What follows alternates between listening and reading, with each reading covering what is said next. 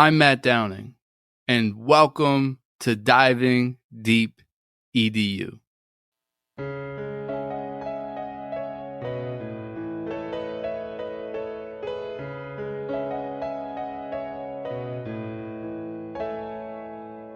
Curious conversations with all types of peeps. Encouraging innovation, we are diving deep. Certainly education is what we like to speak. Fervent with dedication, now it is time to teach. Yeah.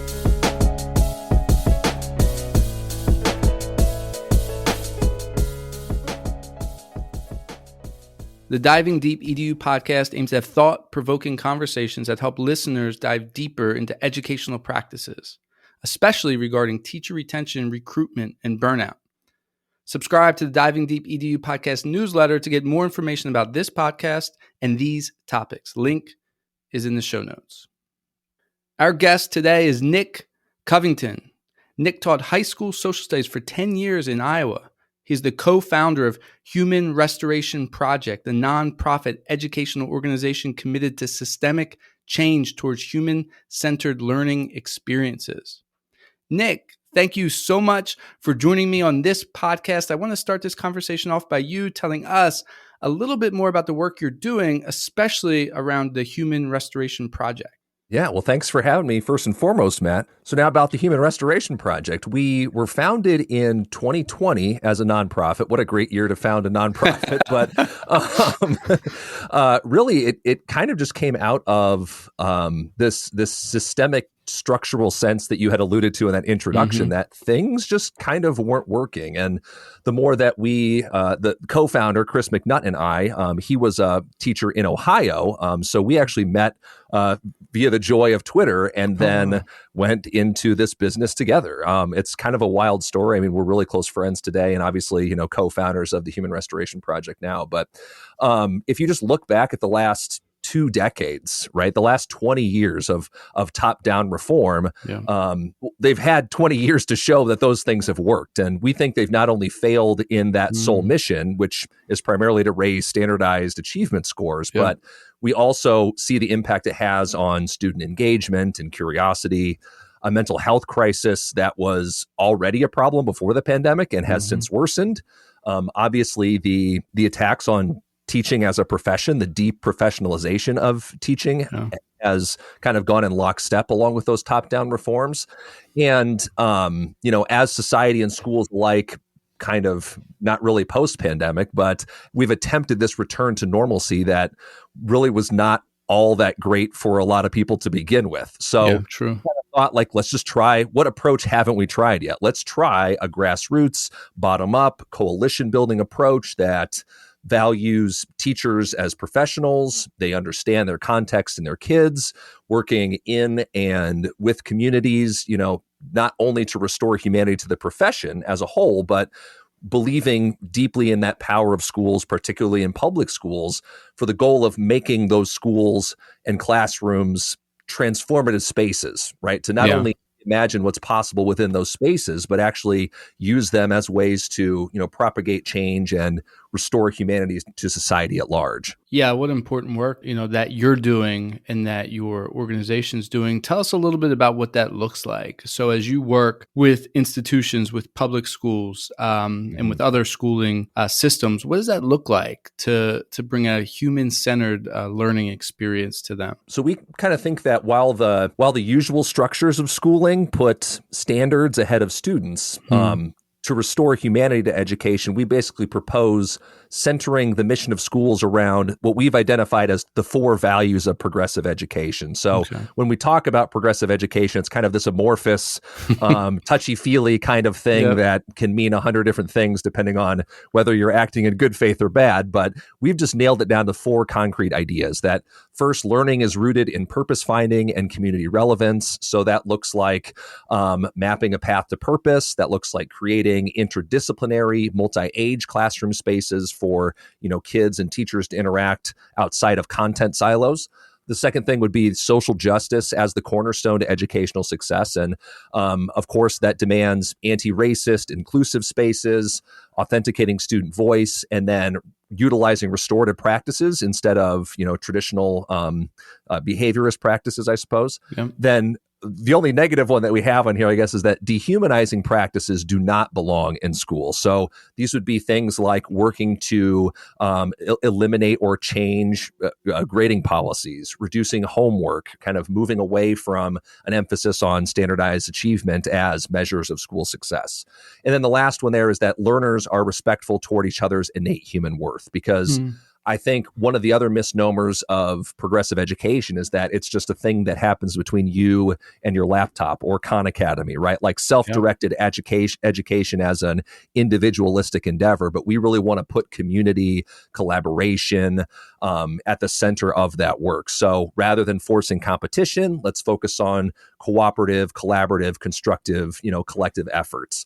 Let's go ahead and honor self-directed learning while, connecting to a thriving public education. So there's no reason to, attack or tear down public education at the same time that we allow pathways for self-directed learning within those. So we think that framework rooted in those 4 values really gives us and the schools that we work with, the groups and universities and other organizations that we collaborate with, permission to think differently about those disciplinary silos, about discipline itself, about grades and grading, the role of community and collaboration, as I just mentioned, right? All of those things. And really, the failure to reimagine education is really the failure to reimagine our fundamental relationship to the future, right? We always say kids are our future, schools play this role in it. So our failure to reimagine kind of becomes a self-fulfilling prophecy. So we ask rather than emphasizing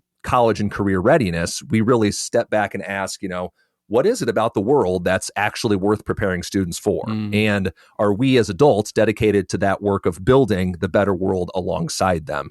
Right? Not just preparing them for a world that sucks, that's not sustainable, that's not going to last. Like, how can we actually construct in this space together a model for what we want the future to look like?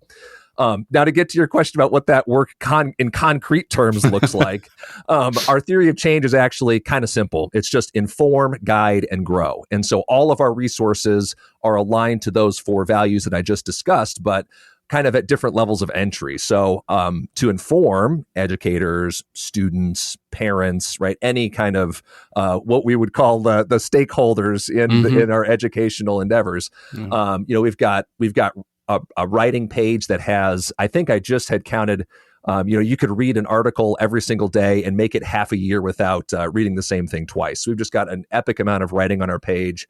We've got a podcast, similar to yours, that's headed into its 124th episode.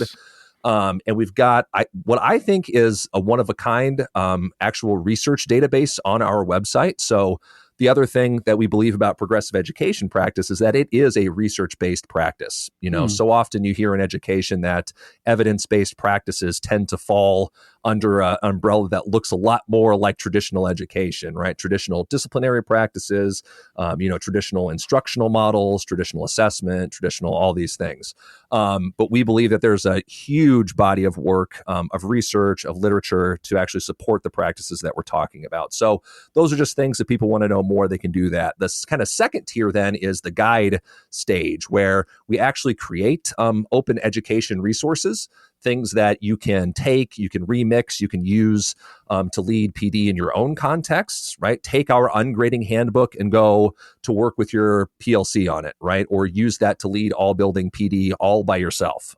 Those are resources that we have available for free on our website, for example. We've got over a dozen of those things. Oh, wow. And then we actually do more, directed PD, where we come in with our human-centered schools network model, where we actually do focus groups with students and run those focus groups through our partners at Cortico, which is out of MIT, and they take those focus groups and they run them through an AI transcription software, and it gives us this wonderful breakout of keywords, who is speaking when, et cetera, this big searchable database of this transcript. And we essentially use that transcript in those conversations where we talk to kids about the things that I just mentioned there in our values. What do you think the purpose of education is?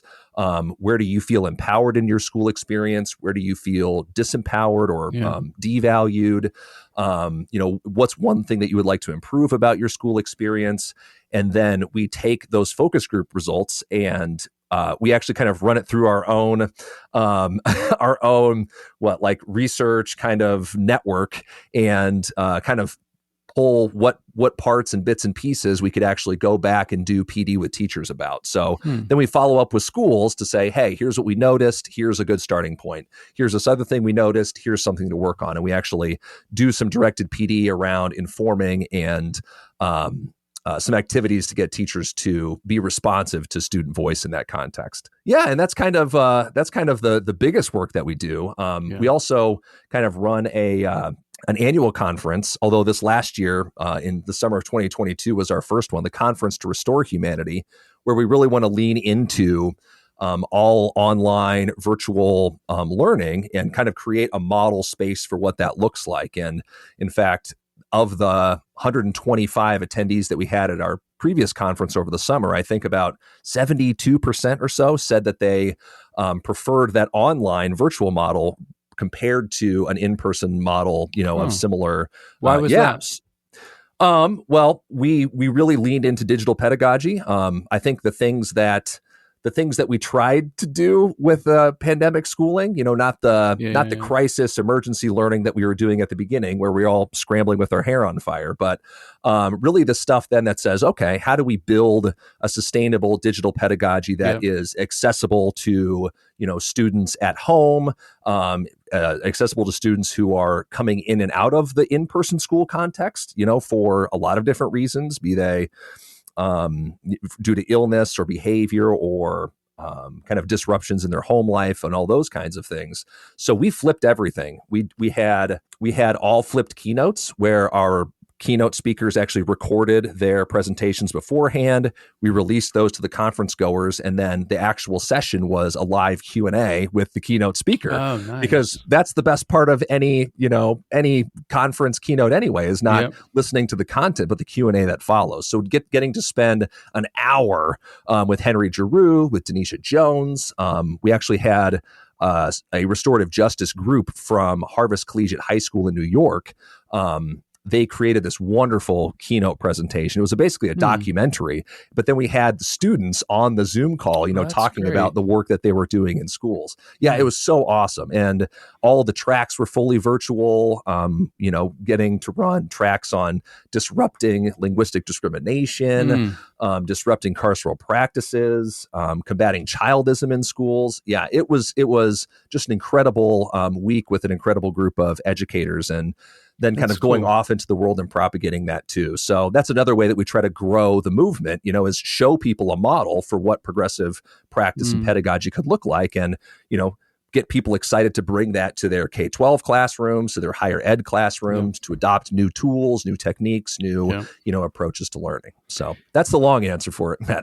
Yeah, no, I love it. And the work that you're doing is needed, and it's different, and it's critical, right, to what's going on. A couple of things jumped out. One, I love what you're doing with the online schooling. That's something I spend a lot of time doing and thinking about. And one thing I see the way that you're approaching it is through a progressive lens, but also through a thoughtful lens. Like you're taking a step back and trying to rethink, okay, what's the most effective way that I can engage my conference attendees in a virtual setting? And that's why they liked it so much, because there was so much thought and direction and purpose behind each thing. So I'm sure they appreciated that. And that's really interesting to see your work, not just being your work, but your work showing through the way that you're doing things. So you're making that virtual conference a humane experience for the attendees. So well done with that. I have a question though, because you're thinking about this a lot, and this is your work, this is your organization, this is something that's been years in the making, and now it's it's happening, and you guys are progressing. What do you think has caused the learning experiences to become so inhumane? That's a really good question. I think there's a lot of so our approach to things, I suppose, is from a structural kind of systemic lens, because I think it's easy to blame individuals. Mm-hmm. I think it's easy to individualize systemic problems, right? Yep. So I think really what we have is a crisis of individuals responding to structural incentives and structures that dehumanize not just students, but teachers alike, Yeah. right? Because if you're forced to follow a practice that, leads to the disruption of a relationship that you have with students, and then that disruption carries over into, all other aspects of the instruction, right? That's a place that we would call like dehumanized. Mm-hmm. It's a dehumanizing experience to feel powerless, to feel like you have no control over or autonomy over your day. And again, that's a structure and a system that affects students who feel that way and teachers who similarly feel that. So I think,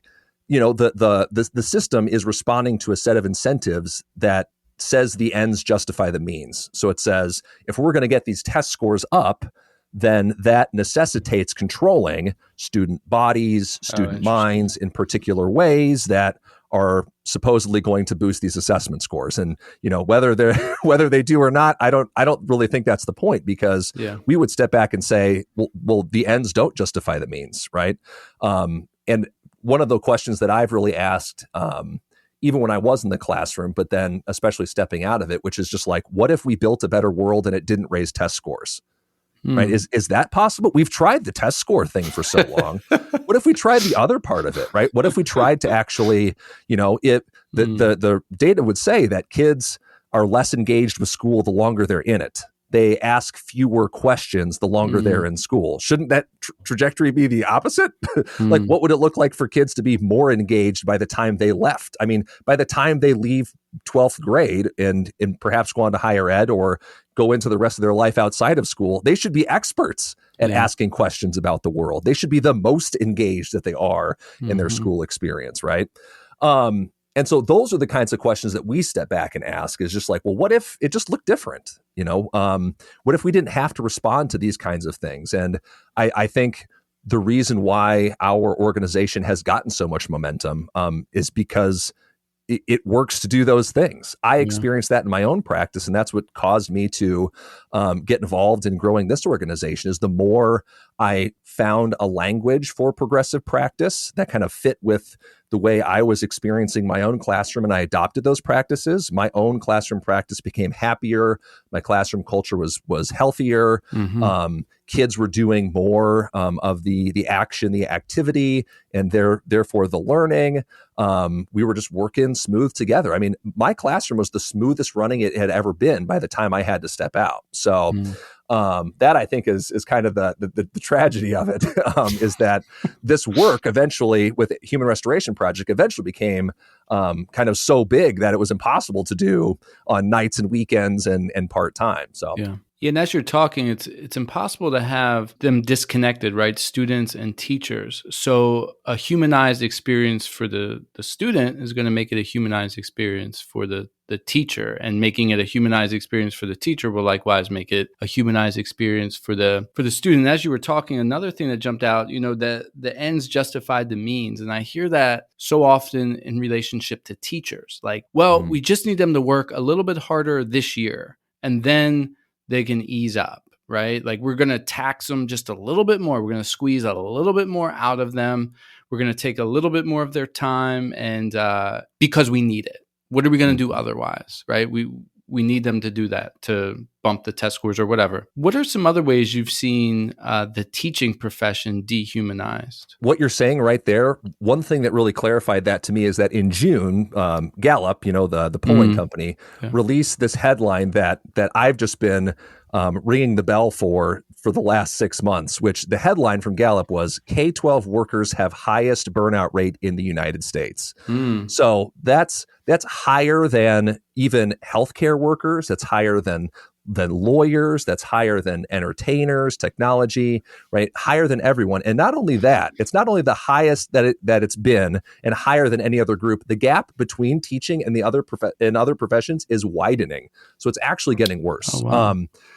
I think particularly with the pandemic, it became really clear just how much we were using schools as the primary social safety net for kind of all of the problems that we failed to solve through social policy in the rest of society kind of land at the schoolhouse door. And we expect teachers to pick up a lot of that stuff, whether it's economic disruptions due to recessions or pandemics that, closed businesses, and all those kinds of things. We don't really have a very robust social safety net in the United States. So if somebody loses their job, they lose their health care, and that can lead to, challenges at home that, again, trickle down into the schoolhouse. We also have, a real problem with economic mobility, and that again is a problem that tends to concentrate inside communities, just due to the way that our economy works, the way that school funding works, and so you tend to get those concentrations of wealth and poverty, both in certain places, and you can kind of see the impact on schools there too. Drugs, violence, school shootings. I think, right. We can't expect teachers to pick up the slack for all of these things. So I think what HRP proposes is really kind of a dual revolution, I would say, of not just that inside the classroom stuff, but again, like humanizing the classroom experience. So that way, hey, if students experience a democratic classroom where they get to make decisions about how they're going to move their bodies in physical space, how they're going to interact with other people, what the rules of engagement are going to be, what they'll be doing, how they're going to be doing it at any given moment, right? Within reason, right? It's not a free-for-all, for goodness sake. But, well, then how is that experience going to inform them when they go work at the Amazon warehouse? Right? Are they going to be willing to put up with the conditions that an Amazon worker is going to face, where they're not going to have a lot of bargaining power, they're not going to have a lot of control and autonomy over their working conditions and how they spend their time and all those things, right? So, right, we can prepare students for one world where we just accept that, right, the conditions of the Amazon warehouse are a necessity, and they're a social good, they're an economic good, they provide all these benefits. Or we can say, hey, we want that workspace to look differently. So how can we begin to prepare kids for that world in the world of the classroom and get to make those democratic decisions, right? Like, how can this is Deborah Meyer, how can we expect kids to go through 12 years of education without experiencing what democracy looks like, and expect them to go out into the world when they're 18 and suddenly get it and practice it and do that, when their workplace doesn't look like that, the political system doesn't look like that, the economic system certainly isn't democratic. So that's where we, again, kind of not use schools as places for, experimentation, but really just to build a different model of how we can exist and learn and, again, exist together. Yeah, that example was really helpful, that Amazon example, because it brings it beyond the classroom, outside those four walls. And as you were saying that, I couldn't help but think about, the example with Apple. I believe it was China, what they did with their factory. Again, getting back to what you're kind of saying, like the ends justifying the means, like we need to sell these phones. People need these phones. So we are going to we're basically going to imprison these people to work until we get the phones that we need to bring that about. So, right. Yeah, well, let's just compare that model to then the experience of schools, right? I know. Where we've got this mental health crisis. Yeah. Kids, anxiety, depression are amongst the highest diagnoses. Often those things are comorbid, right? Those have higher probabilities and likelihoods than for drug and alcohol addiction later on. Again, and then think of the social kind of crises that drug and alcohol addiction, cause amongst families and in communities. And again, I think one of the largest causes of death for young people is also suicide. So you're more likely to take your own life and engage in self-harm. And right, again, schools can be a place that either amplify those things or diminish them, right? Be responsive to them so kids aren't depressed and anxious. So they're not, turning to drugs and alcohol. So they're not killing themselves. So we can either, again, we can have a space that makes those things worse or makes them better. I don't know what we have right now, but certainly something has to change, right? If it changes in society, it should probably change in schools. If it changes in schools, it should probably change in society too. Yeah. I like that connection you're making. Yeah, thanks for the work that you're doing, on the behalf of students, for students, on the behalf of teachers, for teachers, and for those school systems, coming in and providing support. And Nick, you taught high school social studies for 10 years. What Correct. caused you to want to get into teaching as you reflect back? Yeah, it really was. I don't know to whom to attribute the quote, but it's that notion of like education is not the filling of the pail. Mm-hmm. It's the lighting of a fire kind of thing. And I think I remember writing that on an essay in college, when I was going through the teachers college back in the early 2000s. And that notion has kind of stuck with me. And as I went through my professional learning after getting into the classroom, which was a journey in itself. All right. I don't want to bore anybody with the details, but I graduated in the depths of the Great Recession where no school district is hiring. The district where I student taught was having a hiring freeze. I had to move states in order to get the job that I eventually got. First year working half-time and, doing part-time work as a school custodian to kind of fill the gap, and then got hired on full-time the year after that. So yeah, I mean, I've worked a dozen different jobs, including. So what, you were teaching high school in the morning and then being a custodian in the afternoon? Oh, I could say, I literally said this to kids. I was like, I scraped gum off of every single desk in this entire building. So if I find gross sticky gum under this desk, I'm going to be so upset. And I can speak to that authoritatively because I did have that little can of spray and scrape all the gum off. But yeah. And so like, as I read more, as I just got engaged more, both with wanting to understand my students, understand pedagogy and schools and culture and those things, like that language of like constructivism gets a bad rap. But like, frankly, that's how our brains work. Mm-hmm. Yeah, I'm a constructivist. We construct our understanding of the world based on our sensory inputs. And, learning isn't just a thing that is done, managing inputs and outputs. It's not a thing that's done to you, right? Mm-hmm. Like it's a discourse that happens within a student's mind in an attempt to understand that. So teaching is relational.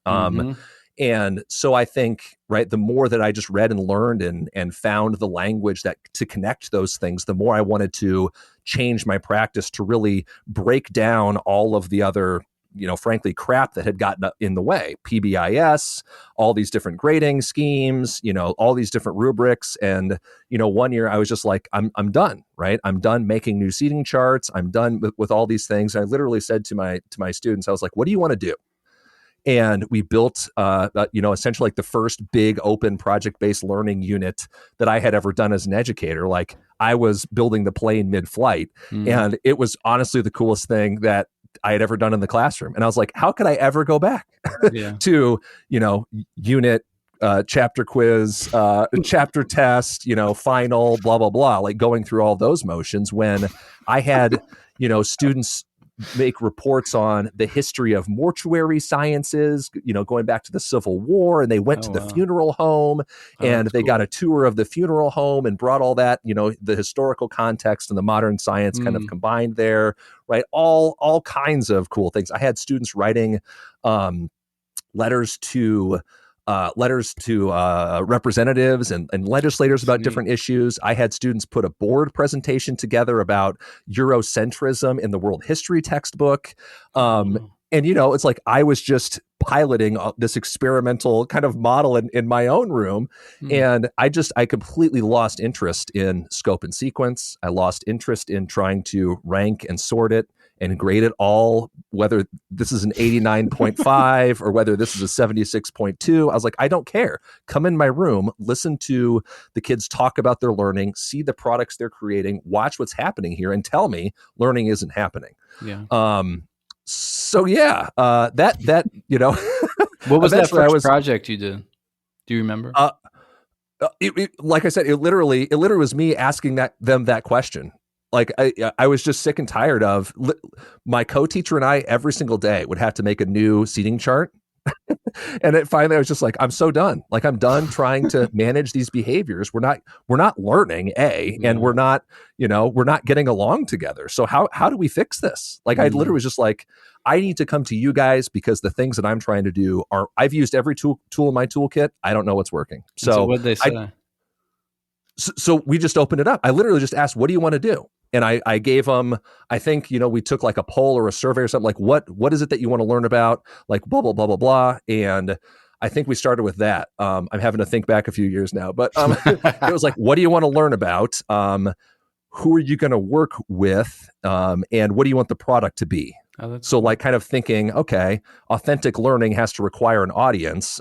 So, it doesn't have to be a presentation. It could be a website, or it could be something you put up on YouTube or whatever. And that just became a model that I eventually kind of built into all of my classrooms. And, like the theory and the framework around it, once I found it, was sound. But, to me, it was just a last gasp of desperation. It turns out like, oh, hey, there's a whole framework and model for understanding project-based learning, understanding, how students can collaborate, construct, all these kinds of ideas. Yeah, you mentioned PBIS. So I'm in public education, and that's a big buzzword. Everyone's trying to. Oh my goodness. Institute PBIS. I mean, speak to that a little bit. Where's PBIS missing the mark? Oh goodness. No, so I don't mean to get you all riled up here. No, it's all good. So this is language that I didn't have until fairly recently. But essentially, right, if you think back to your developmental psychology courses in college now, right? Like we learned about B.F. Skinner. We learned about Pavlov. We learned about all these things that eventually become known as behaviorism. The notion that Skinner puts rats in a box and the they press a lever and they get food. They, if they want to train them in a separate way, they can light the little electrical pads on the floor. You can do this with pigeons. You can do it with dogs. And guess what? You can do it with kids. So behaviorism kind of became the dominant, paradigm for understanding human motivation for a very long time. And so that's that notion that human behavior is primarily responsive to extrinsic motivators. Okay, so let's bring this back to PBIS. What is PBIS really based around? These token economies, the school store, right? The notion that you can get a card or a ticket and enter it into some kind of drawing, right? That we're rewarding those good behaviors, and punishing, but they would call it something else. Alfie Kohn calls PBIS, or no, that was a different thing entirely. Sorry. You can cut that part. He was talking about standards-based grading with that. But basically here's the off-ramp to that, right? So behaviorism lasts longer in the context of schools than it actually does, in psychology. So back in the 1970s, then we begin to understand more about human motivation. This idea becomes known as self-determination theory. So self-determination theory is the understanding of essentially how intrinsic motivation works. And the main researchers at the time nailed down 3 factors, which I'm going to try to list here. Autonomy. So you have control over, the conditions within, again, not total control oftentimes, but you have some amount of input and control over, the conditions of your life and your experiences. Autonomy, competence. So you feel good at what you're doing, and you do those things well. So, the feeling or the experience that you get of being competent at something will fuel you to want to do more of it. Yeah. And what they call relatedness, and that's, your relation to other people. So that it's one of the reasons why social learning is such a powerful classroom tool, is because, right, you want to, do collaborative, constructive projects with other people like you, who think like you, who have other ideas that challenge you in all those sorts of ways. So like, let's think about the way that schools are built around this edifice of behaviorism to control students through rewards and punishments, and the anxiety that creates through grades and grading, through through punishment models, whether they're PBIS or more traditional, right? Of, these big set of class rules, and you have to have your pencil out, you have to have 2 feet in the door or be at your desk, these elaborate systems of tardies and bathroom passes, all these kinds of things that you have to manage over the course of your day. Or an off-ramp to this new theory of intrinsic motivation and rebuild the structures of schools and classrooms around autonomy, competence, and relatedness. Well, how would that look different? Well, it looks a hell of a lot different, right? Because you have to give students a lot of choice in, again, the conditions that they're working under, the kind of work that they're doing, and the things that they're learning about. Again, not unlimited, but within reason, right? Supporting them socially, relationally, in becoming, competent at those tasks. So they'll want to do more of those things. And then, of course, the relatedness and the connectivity piece, where it's like you learn from the people around you, right? You learn from the company you keep, kind of idea. Yeah. So those are not compatible, really, really notions. So we need to build structures of school around the latter more than the former. Yeah, that's helpful. Thanks for breaking that down. I never really, I saw the connection before to the behaviorism, but I never saw the opposite of the self-determination theory. So that was helpful to give a different lens to view things through. As you look back to your classroom teaching experience, right, those 10 years, there were probably many great moments, but like tonight, as we're talking, as you're thinking even now, what are a couple that sort of stick out to you as some of the most rewarding moments of being a classroom teacher? It generally comes in the form of students who I had in the past who come back to visit, or write letters, or write emails, or the ones, especially if it's the ones that you don't really expect to kind of that perhaps it was either a rocky kind of relationship along the way, or a lot of work that went into things, and then upon reflection, kids really find that those were rewarding experiences. That relationship was a really valuable one. Like you really helped me get through a hard time. And I think the way that I had structured my classroom, and kind of the feedback that I always got was vibes, right? Just my classroom had good vibes. You can kind of come in, it's very chill, kind of relaxed. Kids can just kind of get to work and kind of get going on things, lots of check-ins. And so kids really wanted to be in my space when they weren't even in class. So there were a lot of kids who would eat lunch in my room. A lot of kids who would come and talk during their off hours and my off hours, before and after school. And, that could be a lot, but at the same time, like those are the real positive memories that I have, is just, the students were able to confide, in tough things, and share successes, and just kind of like, get through their adolescent life in high school together with me. And for a lot of them, it really was tough for me then to go this spring and say like, hey, I'm leaving at the end of the year and I'm not coming back. That was some of the hardest conversations I actually had to have in the classroom, was like that day where I was like, I'm going to rip the Band-Aid off today. And I had to tell 6 class periods, because that's how many, different classes I was teaching. And each one, man, audible gasps. And it was really hard to get through without tearing up. So, that's how that you made an impact, where I still hear from kids that I had in the past, even though, I'm not even in that classroom context anymore. Now, as you made that decision to leave the classroom, what caused you to do that? How long do you want this podcast to be? All right.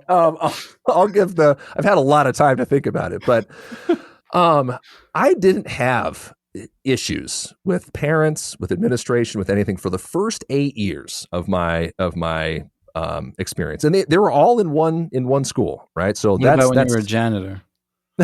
No, that was the best time. I had the skeleton key. I could get in everywhere. I shouldn't have said that, should I? No, but it all started when so I would teach my nationalism unit in AP European history. And in there, I would also teach about white nationalism. Not just because it's an idea that was on the rise, but especially after 2017, the Charlottesville rally, the Unite the Right rally that was down there, the rally at the Robert E. Lee statue there on the campus. And of course, the violence, the murder of the counter protester, right? You understand all that context.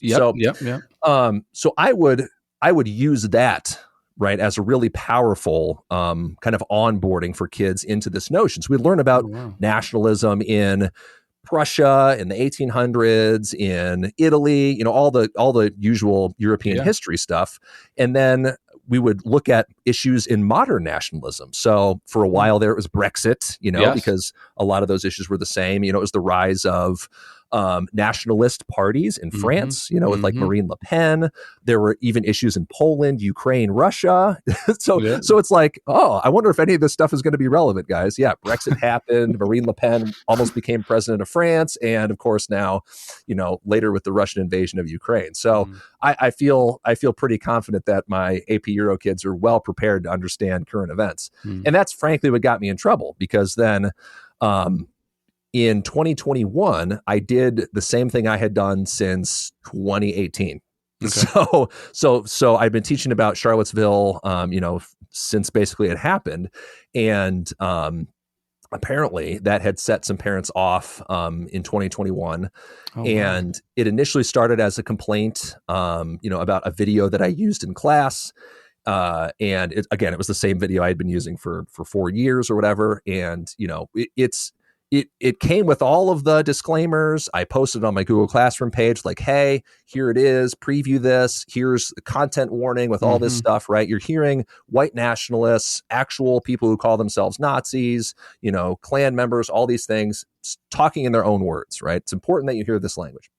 In fact, then I think even in 2020, the Department of Homeland Security had even said that white nationalism was the biggest domestic terror threat. And even just in the last week, this kind of flew under the radar, but they actually released a terrorism warning kind of about these issues with nationalist movements, particularly targeting LGBTQ, places of worship, all these other kinds of things. So anyway, but yeah, this kind of rose to a complaint where like then the same parent, and it became a couple of parents, were just upset with the way that I had approached my classroom generally, but waited until April to make these complaints known. And they said, I spent an exorbitant amount of time covering the U.S. campaigns and elections in 2020 in Iowa, which again I had done for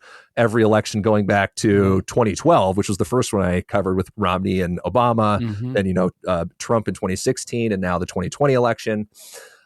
They were upset at how I taught about January 6th because that had happened earlier in the year. And maybe you can kind of sense where their perspective is coming from. Yeah. But then they thought that the video that I showed the class seemed to portray President Trump in a negative light.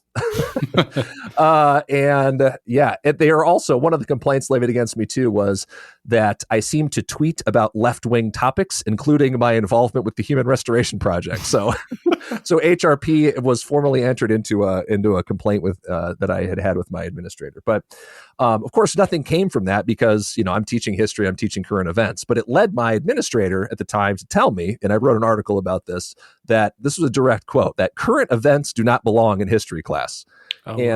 In the course of that meeting, I actually had to pause my principal who said those words, open up my laptop, pull up a sticky note, and type that verbatim, because I was like, I need to record exactly this, because you're the first person I've ever heard in my teaching career, in all of my training, with my history degree, and anyone that I've ever collaborated with on this work who would say that. So I just need to get that down for the record, because that's going to have an impact on the way that we teach history classes here at the high school. And essentially, since then, my admin had it out for me. Oh, wow. There were issues every 2 to 3 to 4 weeks where I'd get an email, called into a meeting. Community members were monitoring my social media account and would send him an annotated bibliography of my tweets and the things that they disliked about them. They tried to get me fired because I signed the Zin Ed pledge to teach, true history. There were a whole slew of things that not every parent, they were oblivious, but a few very politically motivated parents attempted to do. Now, the thing that ended with me leaving was just earlier this spring, actually in the spring of 2022, where understanding kind of my my role in kind of this, I got contacted by a former Des Moines Register reporter who wanted to know, like, what's the impact of Iowa's divisive concepts law on the way that you're teaching Black History Month? So, right, Iowa had passed this law where we couldn't, it's all the same stuff that's everywhere. And I told him straight up. And that appeared in an Axios article, and that got me called into a meeting where I got a letter in my file and was made to take an unpaid day of leave for violating the communications policy by talking to the media about what happens in schools. Yeah. And a couple weeks after that, was called into another meeting where I was told I had too many incompletes from holdover from first semester in a year-long class that I taught, that those kids were still trying to make up that work. And so after that meeting, I went home, took the rest of the day off, and submitted my letter of resignation, to which my principal said, "Thanks for letting us know. We'll wait until you tell your colleagues before posting your position." And that's after 10 years in the school that I was teaching in. Oh, wow. That's a sad story for sure. What would have been helpful, during that situation to keep you in the classroom? It very much felt like the school district, and especially my administrator, were being reactive instead of proactive in approaching these things. That's what I was thinking. And I think their reaction and their risk averseness, meant we don't want to have difficult conversations with parents who are fired up about these politically contentious topics. We're going to try to, satiate that. We're going to try to just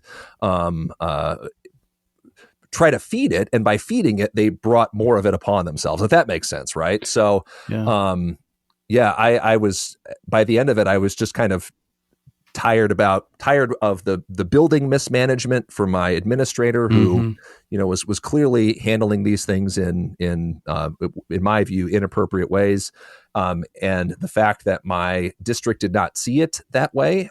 I felt very unsupported there. But there's some bigger picture things too going on in terms of school board leadership and all those things. But essentially, it just felt like there was no one at the helm who was willing to take the same risks that I had, and really just make a full-throated defense of the things that they believed in. So they weren't going to stand up and defend the teaching of history, of difficult topics. They weren't going to defend, a teacher who had taught in that district for 10 years, who had been in positions of leadership in the district. And so I just felt, like that had precluded my future with the district going forward. And it took me a very long time just to realize that, my worth as an educator is not tied up in that place, but it's tied up in me. So I could take myself anywhere and do whatever I want, and without having to put up with the abuses of, malevolent management. Yeah, I think a lot of teachers can relate, maybe not to the extent of your story, but the extent of not feeling supported. And in what ways do you think teachers want to feel supported in their profession? So thinking back to your story, maybe specifically with that, or just teachers in general. So it's really interesting. That Annenberg Center at Brown University just released this rise and fall of the teaching profession. And then in there, they actually say that the current state of the teaching profession is at or near its lowest levels in 50 years. So, I take solace, that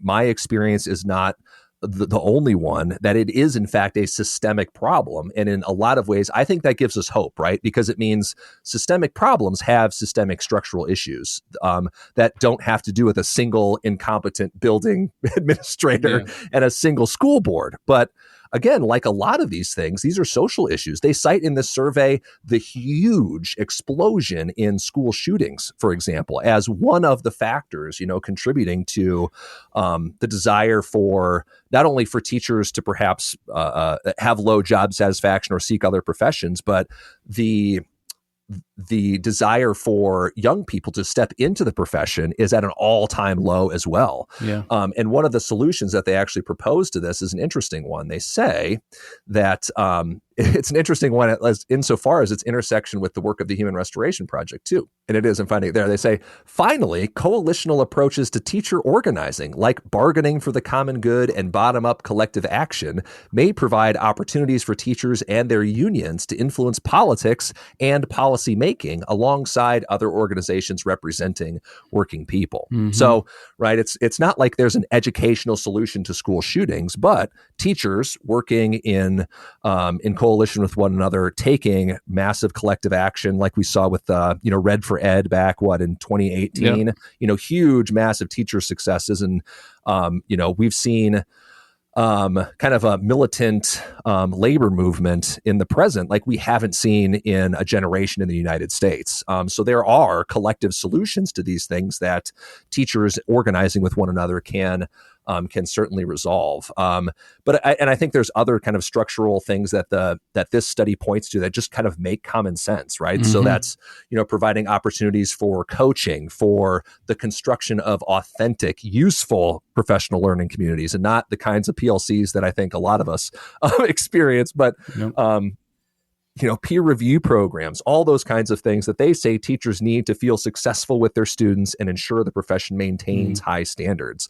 So it's like all of that is within reach for us to do it, but we just have to say, like, who is willing to step up and lead those efforts? Who's willing to, put in the work to help organize teachers? And I worked as a teacher organizer for 5 of the years that I was also in the classroom. So that's something that I have some experience with as well. But it takes a lot of work and it takes a lot of effort. There's not individual solutions to systemic problems, right? That's how we get teacher burnout. That's how we get the issues that we have today, right? The only way that we're going to fix things is with bottom-up collective action, collective solutions, political, social, economic pressure. Nick, thanks for sharing your story, and also for the work that you're doing with Human Restoration Project. I think you're highlighting a lot of things in your story that the work that you're doing is addressing. So I really appreciate that. But we're getting to the end of our conversation here, so it's time for the final word. What would you like to say to close out this podcast? I just want to have a quote here from Dr. Henry Giroux. So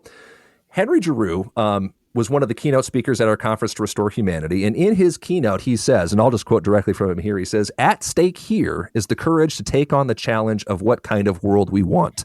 What kind of future do we want to build for our children?" The great philosopher Ernst Bloch insisted that hope taps into our deepest experiences and that without it, reason and justice cannot prevail. In The Fire Next Time, James Baldwin adds a call for compassion and social responsibility to this notion of hope, one that is indebted to those who follow us. He writes, "Generations do not cease to be born, and we are responsible to them. The moment we break with one another, the sea engulfs us and the lights go out." Before we end, who do you want to give a shout out to? Yeah, so my shout out, it was impossible to choose just one, but I would be remiss if I didn't shout out HRP's biggest cheerleader since the beginning. She's been on our board since the beginning. She's the first person that we go to share our successes and struggles with. And she's truly the heart, the soul, the spirit of our organization. And that is the inimitable Julia Fliss. So as a Teach SDG ambassador, what she does with kids in her own classroom is also hugely underrated. Like the fact that she is not, an edgy celebrity rock star is beyond me. But if we could bottle up the love, the vision, the compassion that she brings to the classroom work of teaching every single day, I think it would literally solve like every problem inside and outside of the classroom.